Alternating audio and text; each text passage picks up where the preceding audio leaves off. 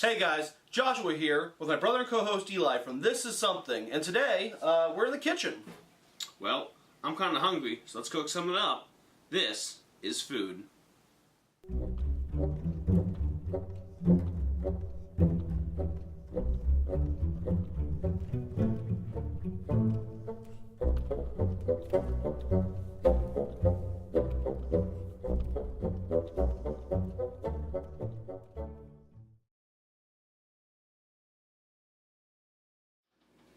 Hey guys, welcome back to Kitchen Essentials Part 2 of This Is Food. Now, this month you guys are getting a little bit of a treat because we're actually going to do not one, but two This Is Foods this month.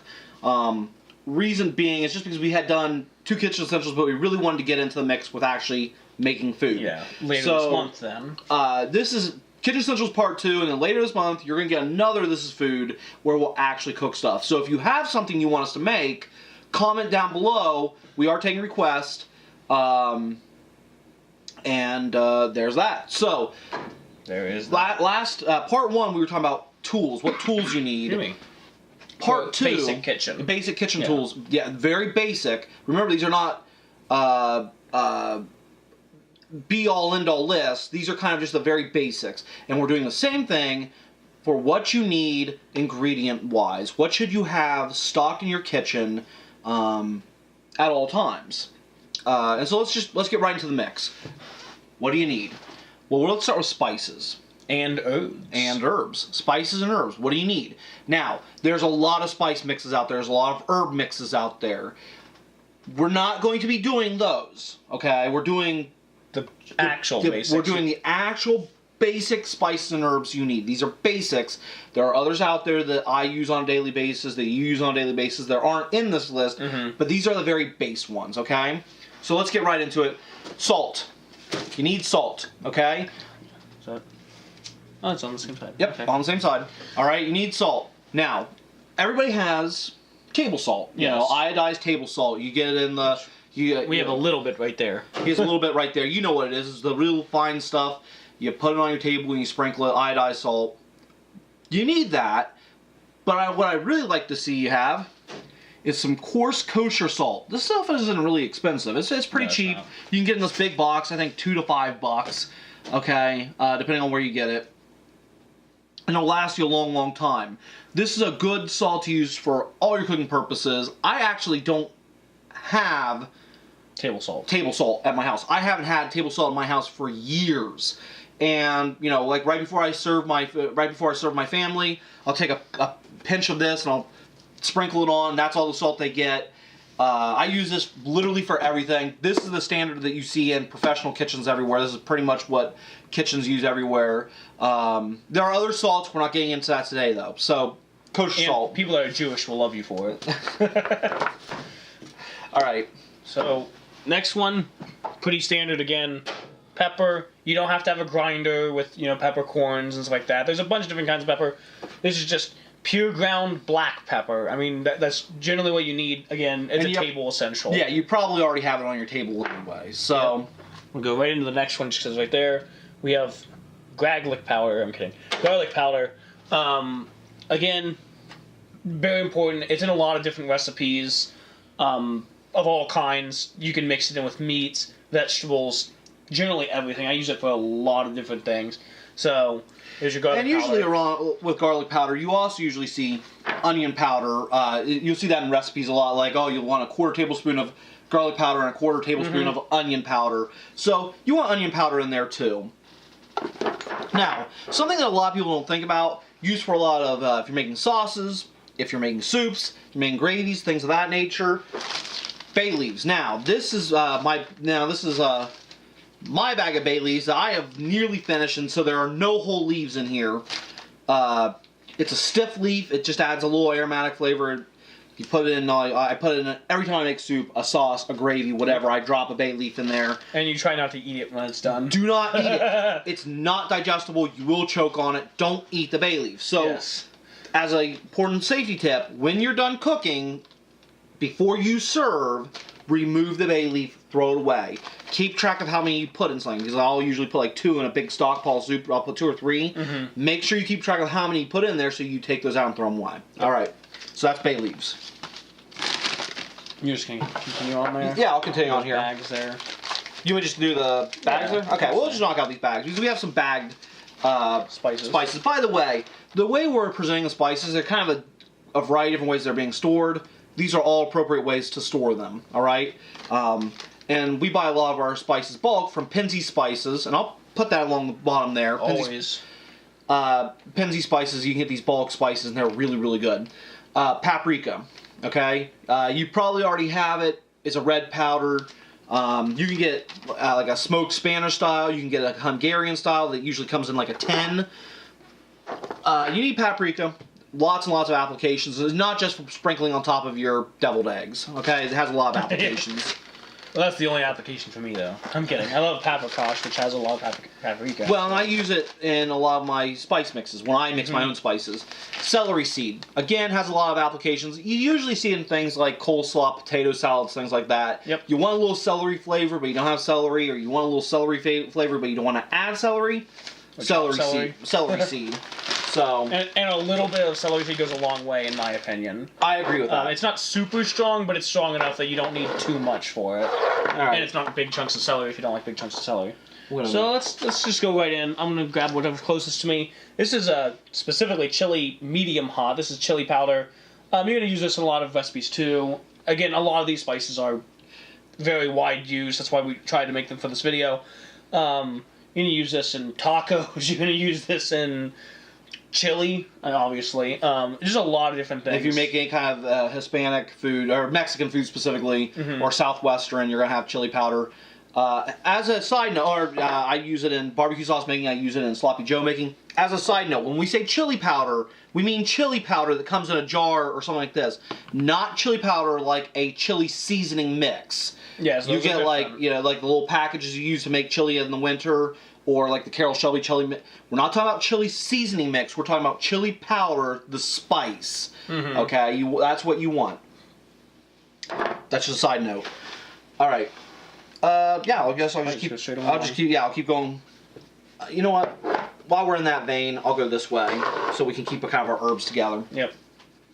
Curry powder.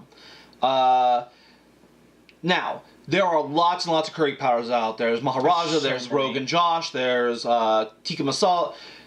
Just a base curry powder for now. We can, if it, doing curries or doing Indian cooking interests you, we can go and do some of those more subtle things. But for just your everyday cooking, just a base curry powder will do. Yep. All right? So go ahead and, why don't you go, there's a spice right there. Okay, here. I want to go ahead and do the, I guess, cayenne pepper. I don't use cayenne as much as I probably should. I believe my recipe for fajita mix does have cayenne in it. What do you use cayenne pepper for usually, Joshua? Lots and lots of things. Sauce making, if I'm making any kind of southwestern dish, if I'm doing any kind of, I'll put a tiny bit in my sloppy Joe. I'll put a tiny bit. It's really a background flavor. Yeah, it is a background flavor. So it can be very strong if you accidentally put too much in. You could put a lot in. You could put a little bit in. Same with the curry. The curry is pretty strong generally. I have a great story about cayenne, but I'm not telling that today, so. Nope. Oh, shoot. I moved these over. All right. Something you're going to need is mustard powder, okay? You wouldn't think it, but you do need it. It just subtle things. It's kind of like cayenne. It's a background flavor. You don't put a lot of this in something. You put a little bit of it in. So a small jar will go a long way. So mustard. I know some people that put that in macaroni and cheese and they like it. So I've never tried it. It's probably, I don't think I find that appealing. It's down here. Cinnamon. We were talking about cinnamon just before the show. Obviously, cinnamon's used in a lot of baking. Some people put it in chili. The Cincinnati style chili has cinnamon in it. The chili con carne I make at home has a little bit of cinnamon in it. Really? So that's another one right there. Very popular. You probably already have it. So. And speaking of baking spices, ginger, which can be used in a lot of Asian dishes, and it is also a baking spice. So you'll find ginger floating around in your kitchen. So let's move right on into the herbs, and let's talk about thyme. Okay? We have all the time in the world. Actually, we don't. It's quite empty. all kind of thyme puns you can make. Thyme is one of my favorite herbs. Actually, I use thyme in almost everything, which is why I have your thyme, not mine, because mine's out. And we're close to out, So as you can see. you can use use this in a lot of herb mixes, a lot of Italian, a lot of European dishes. So thyme is an herb you will Time need. is of the essence. And I'll let you carry on. So the next one we have is oregano. This is specific Turkish oregano. Again, probably some soups, sauces would have this in it. Well, some Hispanic dishes. Definitely. A lot of Italian dishes. Yeah, that's... So. It's one of those Italian herbs. Okay. Since we're talking about, talking about Hispanic dishes, cilantro. All right. Some people love it. Some people hate it. Some people say it tastes soapy. I've never experienced that. I'm not a huge fan of cilantro by itself. I have cilantro plants that grow like all year. Yeah. Cilantro, you can get this dry, you can get this fresh. Because these are kitchen essentials, we're not doing freshers, we're doing dried, so dry oregano. Or dried cilantro, I apologize. Cilantro is what we're talking about. Have some in your kitchen. Yep. So, next one, this one's kind of if you don't actually have to have it, but this is dill weed. Again, kind of like the celery seed, you're going to use it a lot in salads, like potato salad. Some people put it in chicken salad, stuff like that. You might find it in some other dishes, but that's a lot of times where you're going to see it. So if you're making a lot of salads in your kitchen, this might be something you might want. All right, let's talk about let's talk about rosemary. Kind of you've seen rosemary. It's kind of pine needly. Kind of like it looks a little bit like thyme. Rosemary is very strong, so be careful with it. You can get this at I'm not a huge fan of rosemary. I love rosemary. I use a lot of it. Be careful with it. That's all I'm saying. It can get very, very strong. You can get this powder. You can get this cracked.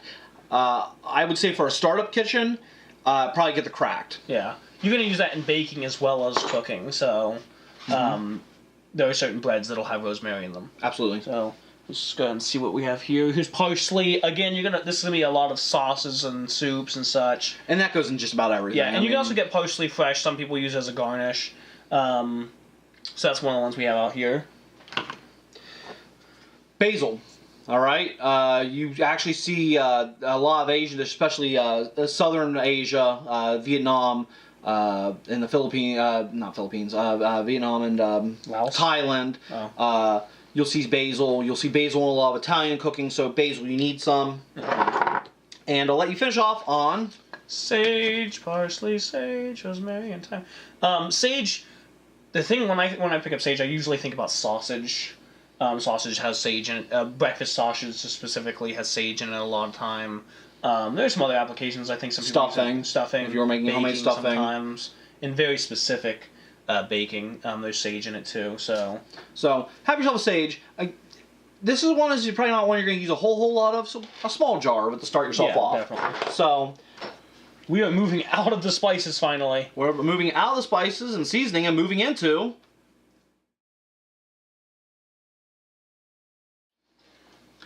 So, let's move to the refrigerator. First thing you need in your fridge.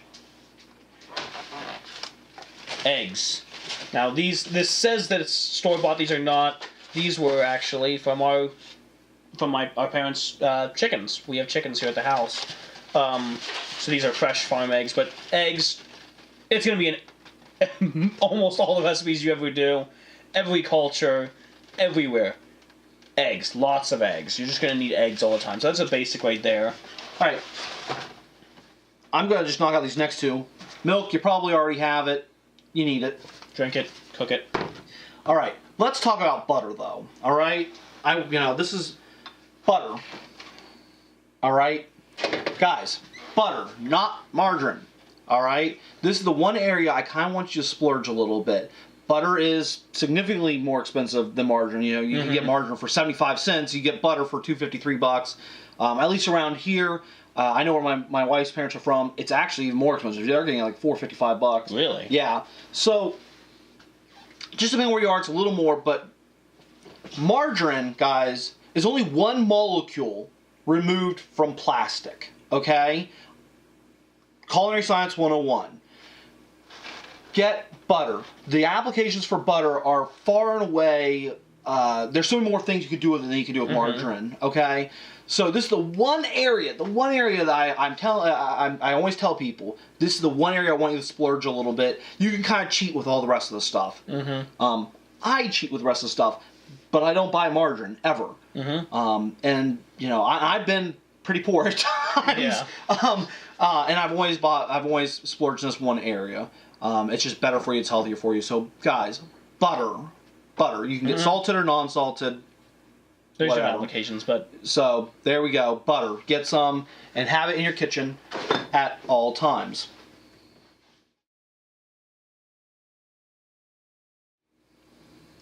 so usually found in your refrigerator are also condiments, and you should have some base ones that can be made in different recipes and used individually. So starting right off, sour cream, a lot of applications as an individual thing. You might put it on top of baked potatoes. You can also put it in certain dishes. So that's yeah. There's a sour lot cream. of things I use sour cream for. You can make dips out of it. You can make dressings out of it.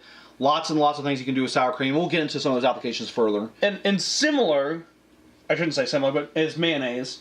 And this just says mayo on it. With mayonnaise, same thing. People use this to make dressings. You're gonna put it on burgers, on different sandwiches, stuff like that. Same kind of deal with the sour cream. It's a very varied in how you're using it. You can similarly get a lot of people like to get like the Hellmann's, get the dressing. Yes. You can get that. I suggest you have both though. All right. If you're more of a person that you like to use the Hellmann's kind of that dressing, then get mayonnaise too. Yep. So You wanna go ahead? yeah.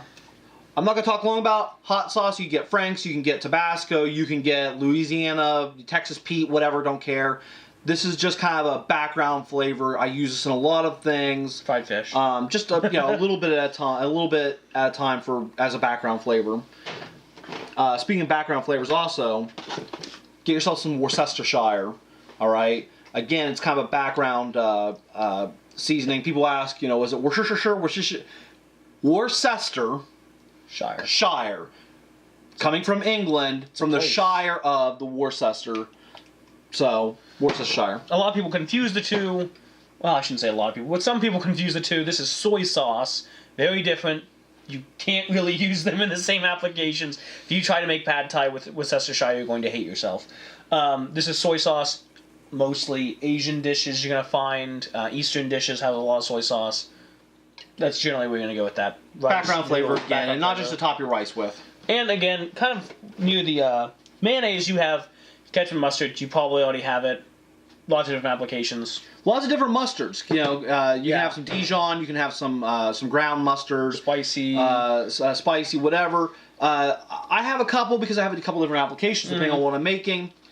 The reason we're doing these condiments, not like barbecue sauce or anything like this, these are base condiments. Everything I showed you here and in the spice section, I can make my own barbecue sauce out of all this. Well, and the coming section. Too, And the coming section. All right, I can make other things out of these things. That's why these are base condiments and not. We're not doing things like barbecue sauces or Asian sauces. Tartar sauce. Asian sauces. We can make things out of those. Yes, tartar sauce. So. Let's move on.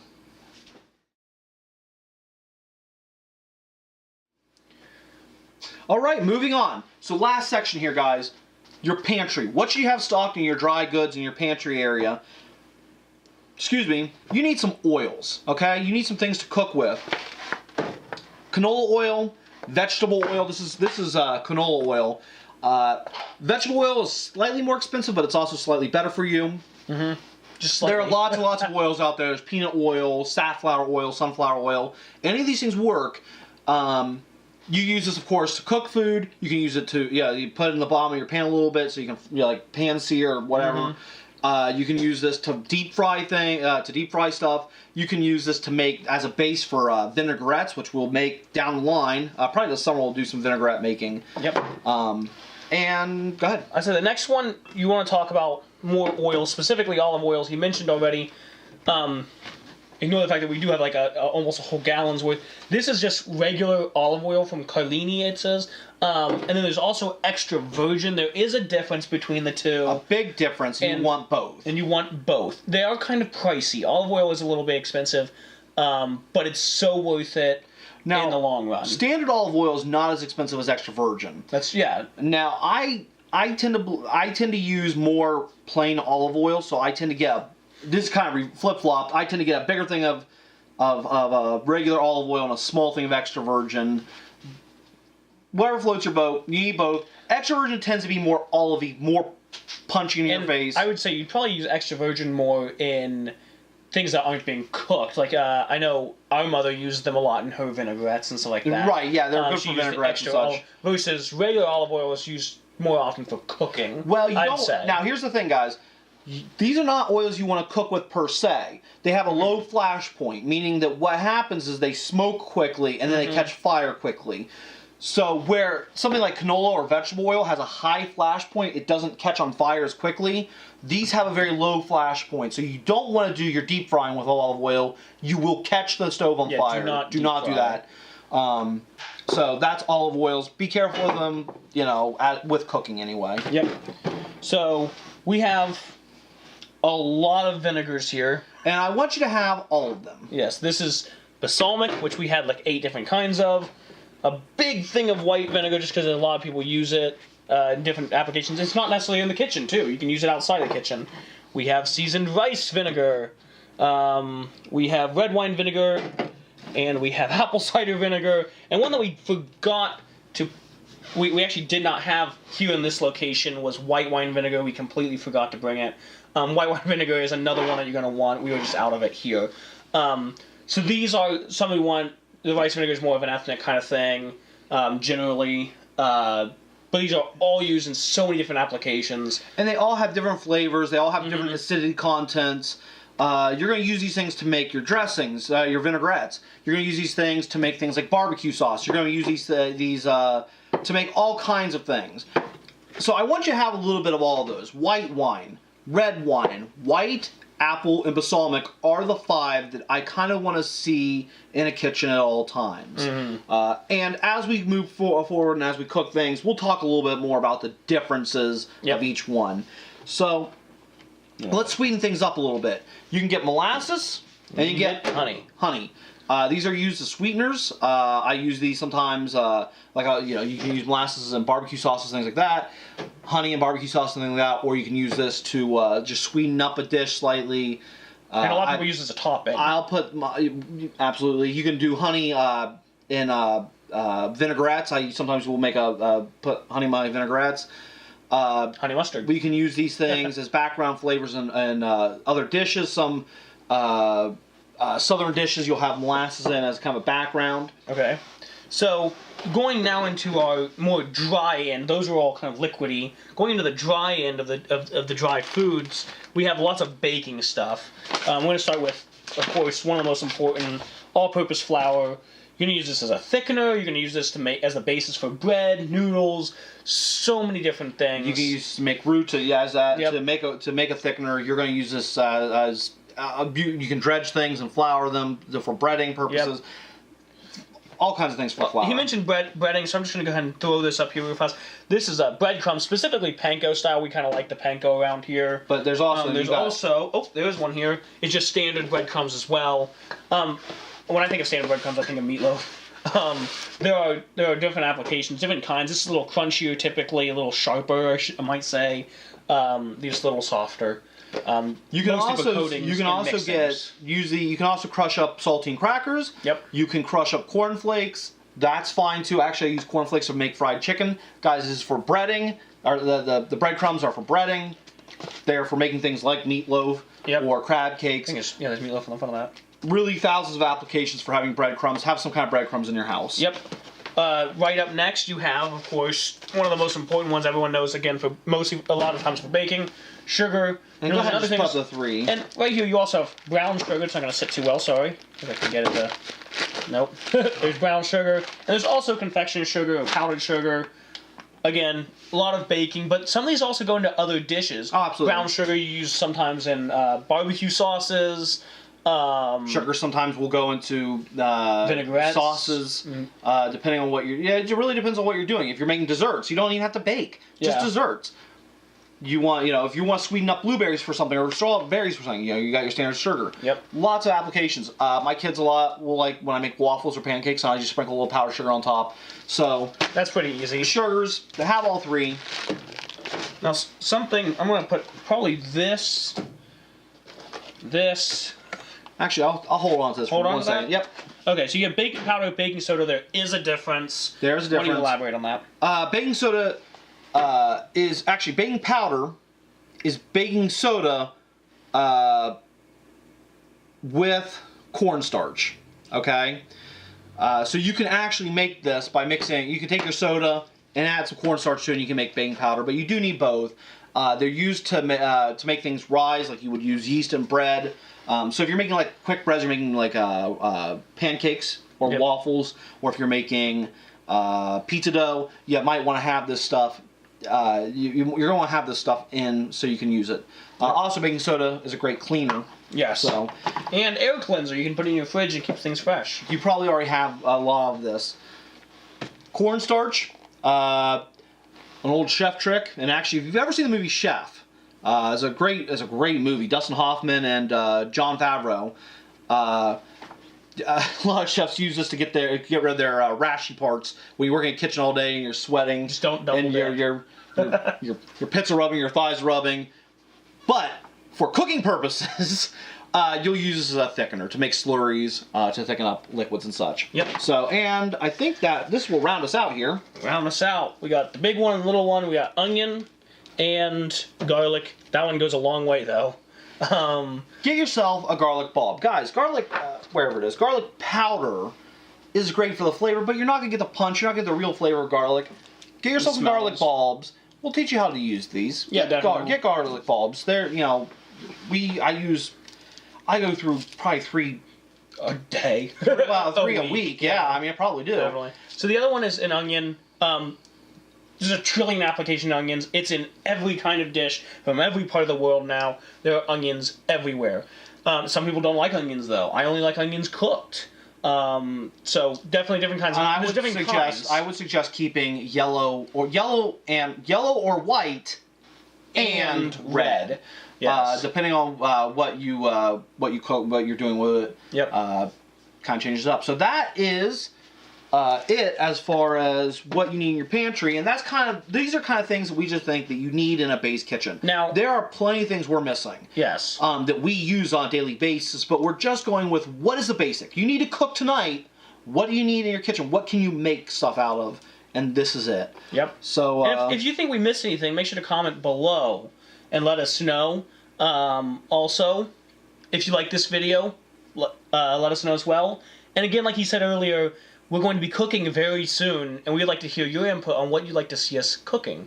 So, I think that's a wrap for now. Yep. Until next time, I'm Eli. I'm Joshua. And this is Food. We hope you liked today's video. Don't forget to like and subscribe, and leave a comment because we enjoy chatting with you. Also, check us out on Instagram and Facebook at This Is Something. All the links are below. Thanks, and have a beautiful day.